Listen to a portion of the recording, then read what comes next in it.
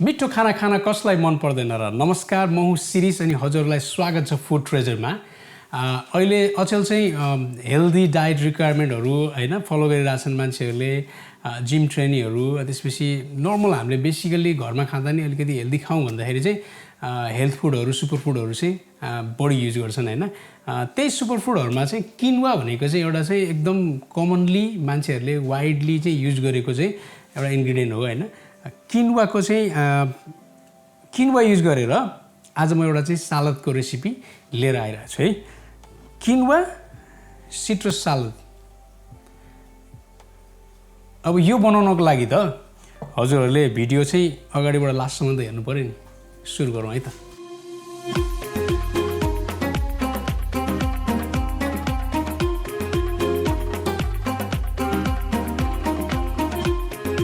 इन्ग्रेडिएन्टहरुमा चाहिँ मसँग यहाँ किन्वा भन्ने बित्तिकै यहाँ किन्वा छ है किन्वा चाहिँ ब्ल्याक र व्हाइट दुईटै कलरको पाइन्छ अनि मैले चाहिँ त्यो दुईटै कलरलाई मिसाएर युज गर्न गइरहेको छु आज अनि त्यसमा मैले थोरै अलिभ ओइल युज गर्छु सल्ट पेपर भयो यहाँ एउटा सानो अभोकाडो छ एउटा ऑरेन्ज युज गर्छु थोरै लेमन अनि मसँग क्युकम्बर छ यो युज गरेर चाहिँ सलाद बनाउन गएको छु सबभन्दा सुरुमा चाहिँ हाम्रो किन्वा चाहिँ र छ हैन सेम लाइक अ राइस हामी चाहिँ यसलाई प्यान अन हिट पानी बोइल गर्न गइरहेको छु अनि एउटा कपमा चाहिँ 1 कप जस्तो किन्वा हैन पानी उम्लिँदै गर्दा हामी चाहिँ हाम्रो सलादको लागि चाहिने कुराहरु चाहिँ प्रेप गर्न सक्छौं हैन त्यसमा चाहिँ के गर्छु भने मलाई यो आधी जस्तो क्युकम्बर युज गर्छु थोरै स्लाइस गर्छु मैले प्लेटमा चाहिँ एन्डमा राख्नलाई हैन इट्स फर द गार्निश त्यसपछि बाँकीलाई चाहिँ म डाइस गर्न गइरहेको छु हैन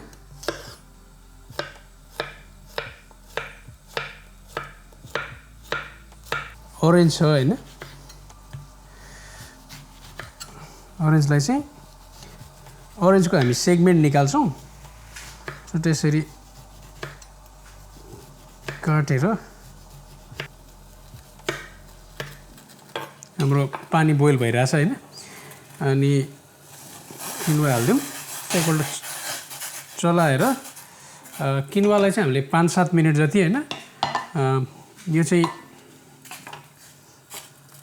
अहिले म डिफरेन्स देखाउँछु पाकिसकेपछि हैन यो चाहिँ जस्ट र किन्वा हो यो चाहिँ यसलाई बोइल हुन दिउँ त्यतिमा चाहिँ हामीले अरु बाँकी प्रेप गर्छौं ऑरेन्जको सेगमेन्ट निकाल्छौं है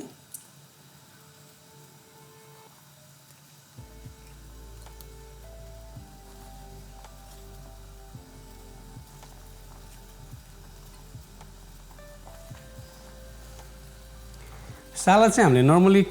कोल्ड नै खान्छौं यो सलाद हैन त्यही भएर चाहिँ तपाईले पहिल्यै किन्वालाई चाहिँ कुक गरेर हैन यदि चाहिँ डिनर अथवा चाहिँ लन्च गर्दै हुनुहुन्छ इफ यु अलरेडी नो हैन तपाईले चाहिँ त्यसलाई चाहिँ कुल डाउन गरेर फ्रिजमा राख्न सक्नुहुन्छ you can use it later as well त्यसपछि हामीसँग अभोकाडो छ अभोकाडोलाई पनि चट्ट काटेर अभोकाडोलाई चाहिँ निकाल्न चाहिँ स्पुन तपाईले यसरी युज गरेर हैन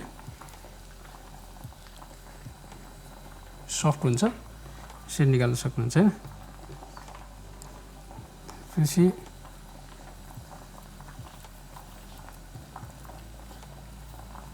के गर्छु यसलाई पनि टक्क डाइस गरिदिन्छु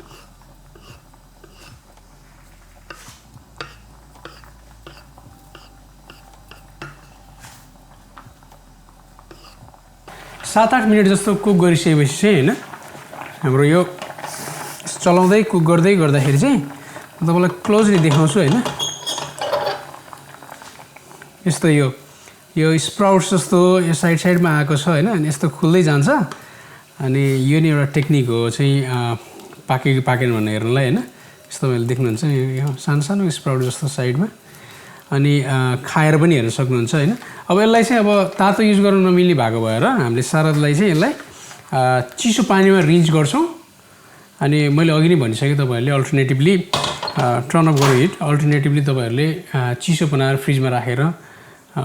केही घण्टापछि युज गर्न सक्नुहुन्छ म चाहिँ अहिले तुरुन्तै युज गर्ने भएर रिन्स गर्छु पानीमा हैन यसलाई मजाले चाहिँ चिसो बनाइसकेपछि चाहिँ अनि स्टिल एक्सेसिभ वाटरहरु हुन्छ यसमा हैन त्यो चाहिँ ड्रेन गर्नलाई हामीले एकछिनमा यहाँ राख्छौं हैन मिनवाइल हामीले के गर्छौं भने यो बोलमा अब अभोकाडो भयो हैन त्यसपछि क्युकम्बर डाइस गरेको अघि मैले प्रेप गरेको हैन यो सलाद चाहिँ इनफ फर 2 पिपल त्यही भएर अलि धेरै देखिरा छौं हामीले है त्यसपछि अघि रहेको यो हामीले सेगमेन्ट निकालेको ऑरेन्ज पनि यसमै हाल्दियौ लेमन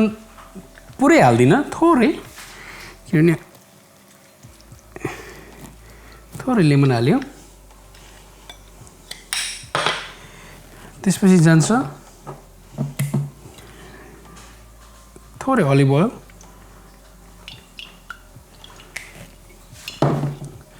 अनि त्यसपछि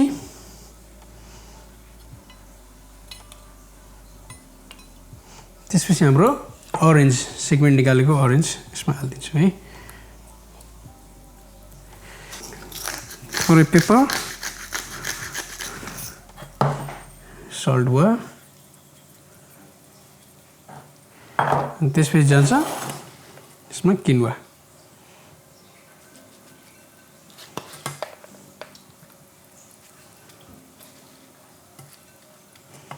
त्यसपछि यसलाई मजाले मिक्स गरौँ त्यसको सल्टको अनि त्यसपछि सबै फ्लेभरहरु चाहिँ एभ्री बाइटमा चाहिँ सकेसम्म इभनली हुन्छ भने त छैन तर सकेसम्म चाहिँ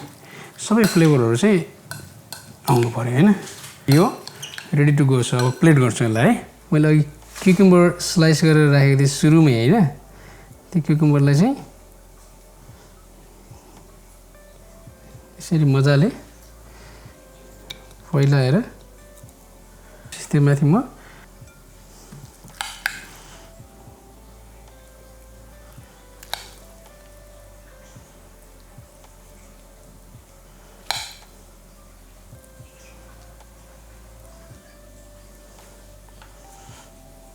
यसमा हामीले अघि राखेको ऑरेन्ज एउटा ऑरेन्ज राखेको थियो गार्निशलाई हैन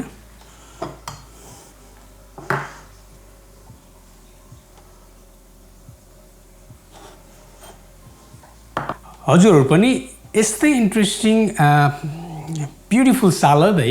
हजुरहरुको डाइट प्लान अनुसार किनुवा नै युज गरेर मिठो मानेर हैन मिठो तरिकाले चाहिँ यस्तै गरी बनाएर इन्जोय गर्न सक्नुहुन्छ अनि समरमा चाहिँ आफ्नो फ्रेन्ड एन्ड फ्यामिलीलाई चाहिँ सरप्राइज दिन सक्नुहुन्छ अनि यस्तै इन्ट्रेस्टिङ भिडियोहरुको लागि चाहिँ हजुरहरुले हाम्रो च्यानललाई सब्स्क्राइब गर्नु हुनुहुन्छ धेरै धेरै धेरै माया गरिदिनु पर्ने हुन्छ अनि हामीलाई यस्तै नयाँ रेसिपीहरुको लागि चाहिँ बनाउने जाँगर ऊर्जा दिनको लागि चाहिँ